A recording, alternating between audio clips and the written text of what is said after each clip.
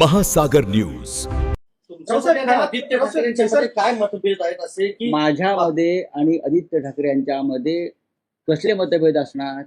राज्यसभेच्या कशा करता अत्यंत चुकीच्या बातम्या. ज्या सुरस बातम्या सध्या बाहेर येत आहेत नाही, सुरस बातम्या सुरस आहेत ना. सुरस कथा बघा, तुम्ही ज्या प्रकारच्या बातम्या छापताय, कोणीतरी माझ्याशी या विषयावर एक साधा फोन करून विचारलं का, किंवा आदित्य ठाकरे यांना विचारलं का? मुळात जी बैठक झाली असं म्हणतात, त्या बैठकीला मी उपस्थित नव्हतो. मी दिल्लीमध्ये माझ्या पुस्तकाच्या कार्यक्रमाला होतो. मी शिवसेना या पक्षामध्ये जन्मापासून आहे, मी परत सांगतो.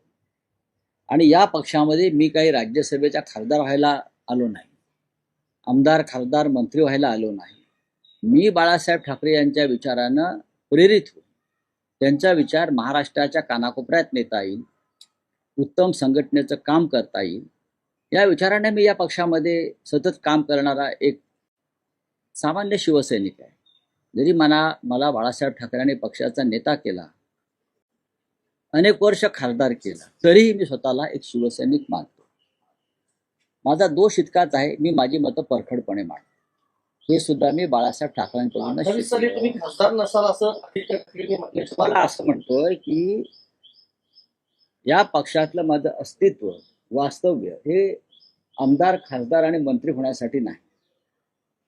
माणसाला केव्हा तरी एखाद्या पदाचा निरोप घ्यावा लागतो, त्याची ती मानसिक तयारी ठेवली पाहिजे. कधीही आम्हाला असं वाटलं की माननीय उद्धव ठाकरे हे अजून 15 वर्ष मुख्य,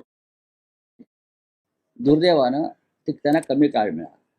नियतीच्या मनात काय आहे कोणी सांगू शकत नाही. म्हणजे आदित्य ठाकरे राज्यात फिरत नाहीत अशी नाराजी. 2029 उद्धव ठाकरे हे पुन्हा मुख्यमंत्री असतील का नसतील?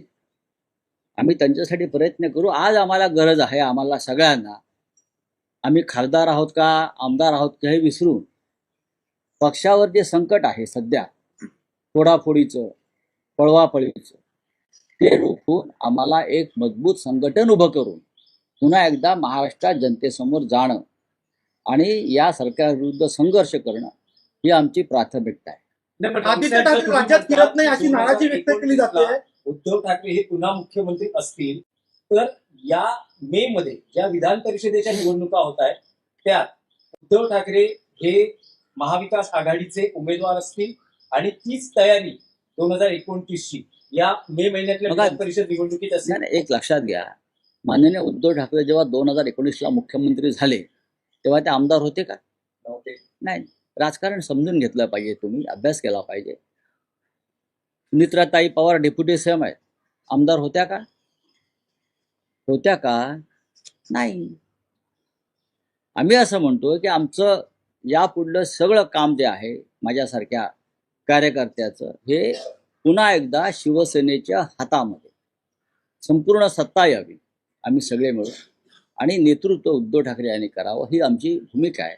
त्याच्यामुळे ह्या ज्या तुम्ही काय गोष्टी सांगता, या पानसट आणि अशा गोष्टीकडे लक्ष द्यायला माझ्यासारख्या माणसाकडे वेळ नाही. काही हितचिंतक सोशल मीडियावर अगदी ठामपणे असं सांगतायत की संजय राऊत हे शिवसेना उद्धव बाळासाहेब ठाकरे पक्ष सोडणार, असं काही तुमचे हितचिंतकच सोशल मीडियावर त्यांना सांगू द्या, हे अनेक वर्ष सांगत असतील, पण मी माझ्या बाळासाहेबांनी निर्माण केलेल्या पक्षातच आहे आणि राहणार आहे ना.